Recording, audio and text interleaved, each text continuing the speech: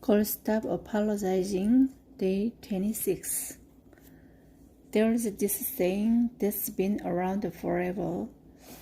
If you don't see it, how do you know you can be it? If your example of right was always male, do you think it would occur to you naturally that you as a woman have the authority to be whoever and whatever you want to be? Do you think you'd easily come to believe then you have the right and the power and the might to pursue your own dreams just for yourself?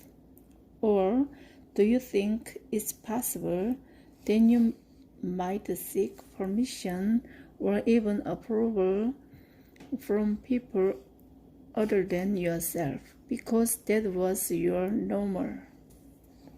I was raised with a voice of authority that was male. My dad is a strong and very forceful personality, and he demanded total obedience. I learned to live in hope of his approval and terrified of his displeasure.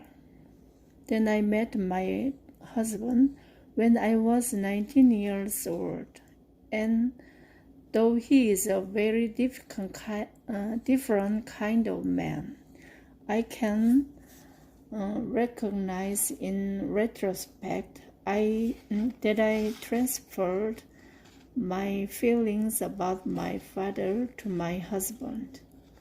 I was utterly codependent.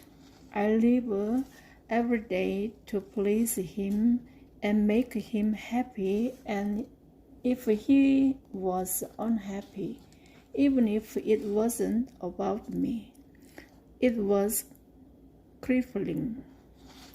I would drown in anxiety until I could do something or say something to change his mood.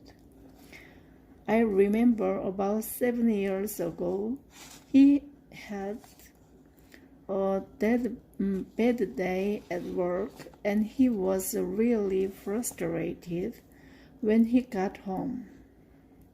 I went immediately into fix-it mode. I was like, "Can I make you drink? Are you hungry? You want to watch a movie? You want to have sex?" And he looked at me very firmly but very kindly and said, "Rachel, I'm in bad mood and I'll get over it. It's okay if I'm so upset. You don't have to make it better. It's not your job to make sure I'm happy." Holy crap, you guys. It was a freaking epiphany. It really never occurred to me that I should just let him process his feelings, and it wasn't my job to fix them. I had been raised in a house where we did everything possible to keep Daddy happy, and I didn't know there was any other way to be. Consequently, when I began to understand that the entire purpose of my life wasn't to pleasure someone else, I began to consider things I hadn't before.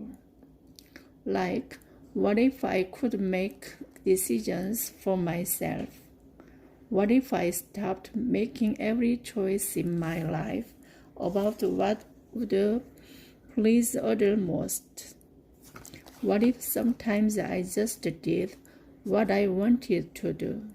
What if I stopped asking permission?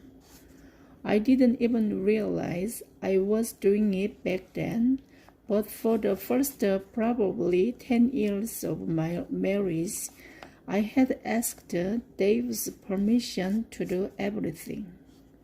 Not because he told me to, but because that's what I thought was normal, and I brought it into our marriage with me. Do you care if I go to the grocery store? Do you mind if I have dinner with my Mandy on Thursday night?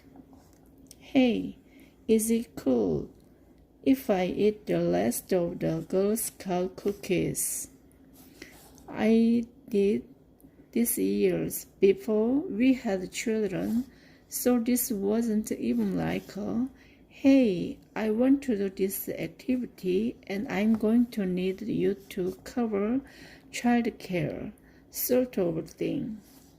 This was me seriously needing his sanction to do anything in my life, because I didn't want my desires to inconvenience him in any way. I look back on those years and I thank God, and I married a good man.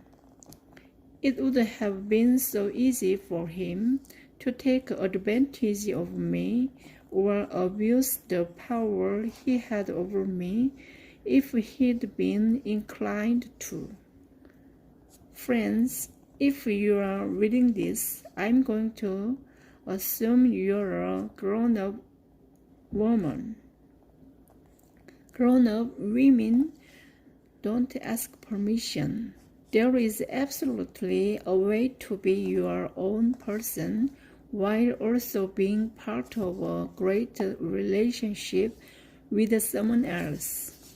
It is absolutely possible to manage your priorities, your responsibilities, and your personal desires in a way that stays true to you and the people you love. It happens when you stop asking permission to be yourself.